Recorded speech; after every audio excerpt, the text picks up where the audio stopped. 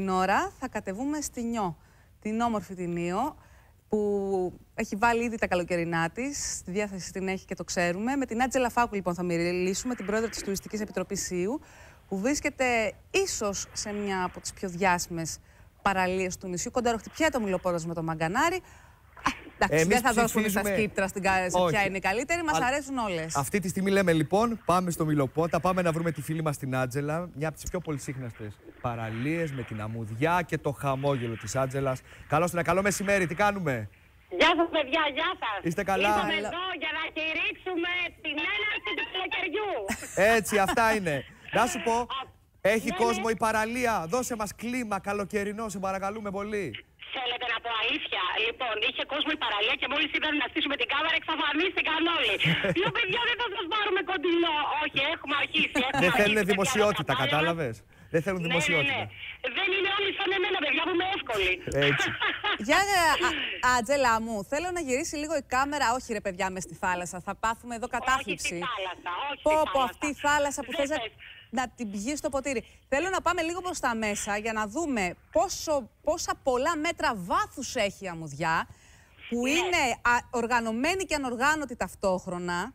Δηλαδή έχεις το χώρο να ξαπλώσεις τις ομπρέλες του, αλλά έχεις και το χώρο αν θες να βάλεις μόνο την ομπρέλα, μόνο την πετσέτα σου και να χαλαρώσεις και να παίξεις εδώ με τα παιδάκια και τα σκυλάκια. Μπράβο που επιτρέπετε τα σκυλάκια στην παραλία, μας αρέσει.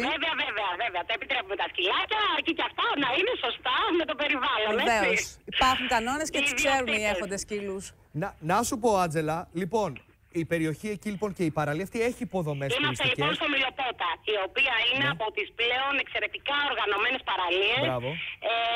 Φυσικά με τη γαλάζια σημαία. Έχει βγει από τις καλύτερες παραλίες του Μεσογείου στα προηγούμενα χρόνια. Είναι αυτό που λέμε οι ντόπιοι πολλές φορές, ο Μυλοπότας μας έκανε Ευρώπη. Έτσι. Λοιπόν, αυτή την εποχή είναι εξαιρετικά, παιδιά. Ο καιρός είναι βοηθός. Μπήκε το καλοκαίρι. Το ευχαριστόμαστε κι εμείς που είμαστε λίγο χαλαροί ακόμα. Ναι, κάτσε για να χαλαρώσουμε χαλαροί κι εμείς. Εμείς που είμαστε τώρα εδώ στην Αθήνα μέσα σε ένα στούντιο. Αν έρθουμε τώρα τέτοια εποχή, μέχρι τον Ιούνιο, αρχές καλοκαιριού, και μείνουμε εκεί στο Μυλοπότα που έχει υποδομές, έχει δωμάτια, έχει ξενοδοχεία. Υποδομές, καταλύματα, εστιατόρια, Τα πάντα. πάρα πολύ Τι τιμές θα βρούμε για τον Έλληνα επισκέπτη, για μας που θέλουμε ένα μπανάκι να κάνουμε? Από τα αξιοπρεπέστατα δωμάτια που υπάρχουν στην Νίο ξεκινάνε από τα 25 με 30 ευρώ το δίκτυο τη βραδιά. Είναι πολύ καλή ευκαιρία του Αγίου Πνεύματος να έρθουν να δουν το νησί. Ωραία. Έχουμε ήδη ξεκινήσει κρατήσεις για το Αγίου Πνεύματος, πάρα πολλοί Έλληνες. Άντζελα, Ιουνίου, έτσι. Άντζελα μου, θέλω λοιπόν τώρα βασικές πληροφορίες. Πόσα δρομολόγια έχετε τη μέρα, περίπου από πού ξεκινάνε τα εισιτήρια τα ατομικά, γιατί και αν έχει μπει σε λειτουργία το δίκτυό σας των λεωφορείων, που είναι πολύ τακτικό και πυκνό το καλοκαίρι, έχει ξεκινήσει, γιατί είναι πολύ σημαντικό σε ένα νησί σαν την Νίο να μπορείς να ρίξεις και τα κόστη σου, κοινώς να μην χρειαστεί να φέρεις αυτοκίνητο όταν παρέχεται αυτή η υπηρεσία πολύ δυνατά στο νησί. Σωστά, πολύ σωστά. Λοιπόν, το λεωφορείο του ΚΤΕΛ καταρχάς καλύπτει την κεντρική γραμμή λιμάνι χώρα Μυλοπότα.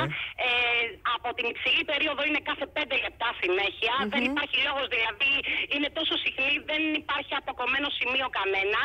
Υπάρχουν τα ημερήσια που κάνουν τα κτέλ στο Μαγκανάρι, στην Αγία Θεοδότη και στην Ψάθη. Αυτά βεβαίως είναι σε αραιότερη συχνότητα. Ωραία, αλλά υπάρχουν όμως. Αυτό είναι το σημαντικό, ότι υπάρχουν. Βέβαια δεν είναι κάθε 5 λεπτά, γιατί δεν είναι και 100% η πληρότητα. Εντάξει. Είναι σε πιο αραιά, ανά μισή ώρα, 45 λεπτά εκεί. Ωραία, να σου πω τώρα στο νησί ποιοι τριγυρνούν, από ποιες χώρες έχουμε επισκέπτες? Πέτρο, σου έχω βάλει απουσία. Έπρεπε να είσαι εδώ το Εγώ, Πάσχα, ναι. που είπες για τις κούνιες. Θα ήθελα, ναι. Λοιπόν, αυτή τη στιγμή έχουμε γκρουπάκια Αυστραλών που έρχονται. Η Αυστραλία είναι ένας πολύ καλός πελάτης για την Νίο και γενικά για την Ελλάδα. Αγαπούν πάρα πολύ την Ελλάδα. Αυτή τη στιγμή επίσης υπάρχουν Γερμανοί, Γάλλοι που θέλουν πιο cool καταστάσεις, πιο ήρεμες καταστάσεις. Είναι η εποχή που φιλοξενούμε bloggers και δημοσιογράφους από όλη την Ευρώπη. Από όλη την Ιφίλιο σχεδόν. Άντζελα, όταν λες bloggers, μιλάμε για ταξιδιωτικούς bloggers, αυτούς που κάνουν το γύρο του κόσμου και καταγράφουν τις ταξιδιωτικές τους εμπειρίες. Συνήθως αυτοί οι άνθρωποι έχουν πίσω τους χιλιάδες ακολούθων, followers, ας το πούμε τεχνικά. Και είναι μια πρώτης τάξης διαφήμιση για το νησί. Ακριβώς, όταν μιλάμε, ας πούμε, για μια Huffington Post, ξέρουμε πάρα πολύ καλά τι followers έχει αυτό το blog. Ναι. Μέσα στον Μάιο μήνα φροντίζουμε πάντα να είναι χαμηλή περίοδο, ώστε να ευχαριστηθούν και αυτοί το νησί, να τους φιλοξενήσουμε με τον καλύτερο δυνατό τρόπο. Είναι η καταλληλότερη εποχή μέχρι τα μέσα Ιουνίου και μετά πάλι ξεκινάμε τις φιλοξενίες των δημοσιογράφων το Σεπτέμβριο μέχρι και τα τέλη του Οκτώβρη. Τώρα... Όπου τα νησιά μας είναι ανοιχτά. Τώρα, αν έρθω για θαλάσσια σπορ τώρα εκεί στην παραλία, τι μπορώ να κάνω, εγώ που είμαι τέτοιος άνθρωπος? Τα πάντα, από σκι, από μπανάνα, από windsurfing, τα πάντα. Ωραία, θα κάνω surfing σε εσάς και θα κάνω kite surf στο Άργος. Άτζελά μου, σε ευχαριστούμε πολύ. Άτζελα Φάκου, πρόεδρος. Να σας πω στην υγεία σας με ένα δροσερότατο κοκτέιλ. Καλό καλοκαίρι. Εμείς υπέροχη. ξεκινήσαμε και σας περιμένουμε. Υγεία. Άτζελα φιλιά. Φάκου, πρόεδρος Τουριστικής Επιτροπής της ΣΥΟΥ.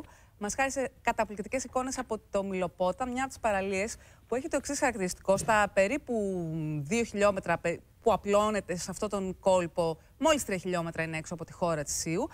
Μπορείτε, αν θέλετε να κάνετε να νιώσετε νιάτα και να ξεφαντώσετε μέχρι τελικής πτώσεως στη μία πλευρά της παραλίας, να βρείτε τα beach bar, τα κλαμπάκια τα οποία βαράνε μουσικές δυνατές από το πρωί μέχρι το βράδυ. Αν θέλετε πάλι να χαλαρώσετε, στο κέντρο της παραλίας και πιο ανατολικά, μπορείτε να είστε αραχτοί σε μια ώρα και να μην κουνιέστε και να μην περνάει φύλλο. Είναι η απόλυτη απόλαυση.